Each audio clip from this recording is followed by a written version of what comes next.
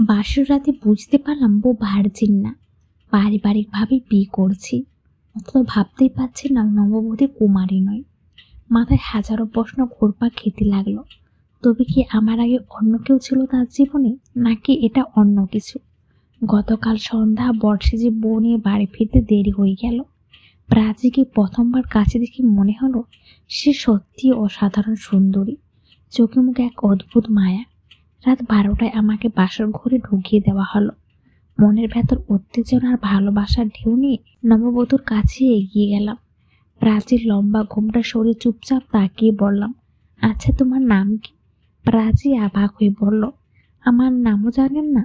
না, এখন বলো। আমার নাম প্রাচী। আমি হেসে বললাম, প্রাচী খুব সুন্দর নাম। হঠাৎ করে আমাদের বিয়ে হয়ে গেল, তাই নামটা জানার সুযোগ হয়নি। তারপর আমাদের নতুন জীবনের প্রথম রাত কেটে গেল ভালোভাবেই। সকালবেলা ঘুম থেকে উঠে দেখি প্রাচী এক পাশে শুয়ে আছে, কিন্তু বিছানায় কোনো কুমারিত্বের চিহ্ন নেই। মাথার উপর যেন আকাশ ভেঙে পড়লো। বারবার মনে হতে লাগলো, তাহলে কি প্রাচী সত্যি কুমারী নয়? নাস্তার টেবিলে প্রাচী সবার সাথে বসে আমাকে নাস্তা দিতে চাইলো। আমি মাথা নাড়লাম, নাস্তা করার ইচ্ছে নেই। মা অবাক হয়ে কারণ জানতে চাইলো, কিন্তু কিছু বললাম না। মাথার ভেতর ঘুরছিল শুধু সেই প্রশ্ন, প্রাচী আসলেই কি? পার্কে দেখা। চিন্তায় ডুবে হাঁটতে হাঁটতে পার্কে গিয়ে বসলাম। হঠাৎ পেছন থেকে পুরনো প্রেমিকা রাজটার কণ্ঠ শুনতে পেলাম।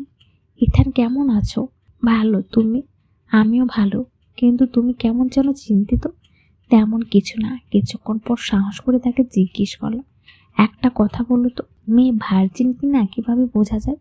রায়সা উত্তর দিল, শারীরিক সম্পর্কে রক্ত বের হলে বোঝা যায়। এটা ছাড়া আর কোনো উপায় আমার জানা নেই।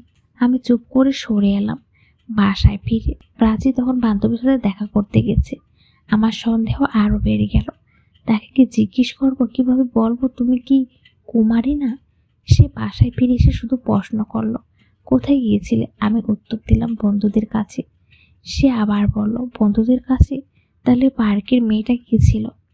আমি থমকে গিয়ে বললাম, ওটা আমার বন্ধু। প্রাচী আর কিছু বলল না।